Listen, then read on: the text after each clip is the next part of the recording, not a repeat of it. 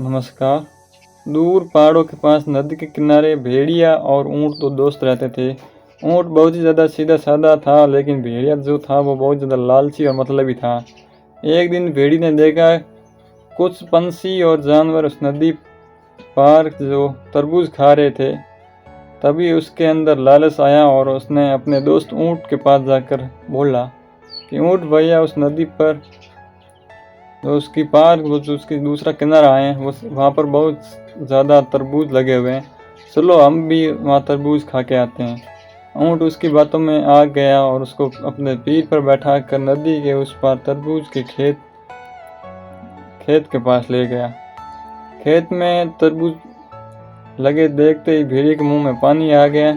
जल्दी से वो खेत में कूद गया और तरबूज को खाने लगा।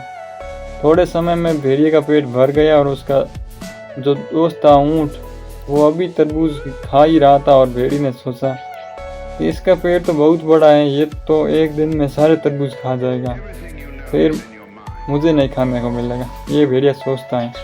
उसके दिमाग में शरारत सूझी। वो तरबूज को तोड़ तोड़ कर फेंकने लगा और खुशी के कारण नाचने और चिल्लाने लगा। ऊँट ने उसे ऐसा करने से मना किया तो भेड़िया बोला, हमें खाना खाने के बाद चिल्लाने और नाचने की आदत है। तभी भेड़ी की आवाज़ सुन बगल के खेत के जो किसान है वो वहाँ पर आ जाते हैं। ऊँट की पिटाई शुरू कर दी। ये देख भेड़िया तेजी से भाग निकला और नदी के किनारे जाकर रुक गया। पिटाई खाने के बाद ऊँट जैसे तैसे करके उस नदी के किनारे आ पहुँचा। अब दोनों नदी पार कर रहे थे, तभी बीच नदी में ऊँट बैठने लगा और उसकी पीठ पर भेड़िया बोलने लगा, भैया ये क्या कर रहे हो? ऊँट बोला, मुझे खाना खाने के बाद पानी में बैठने की आदत है, और वो पानी में बैठ गया। भेड़िया पानी में बहुत मुश्किल से वो तैरते तैरते किनारे पर जाकर पहुंचा और उसको जो उसने वो किया उसको पछतावा हुआ। इस कहानी से हमें यही शिक्षा मिलती है कि हमें किसी को धोखा नहीं देना चाहिए, किसी के सीधेपन का हमें फ़ायदा कभी भी नहीं उठाना चाहिए। जैसा हम करते हैं आने वाले समय में वही हमारे साथ बीतती हैं।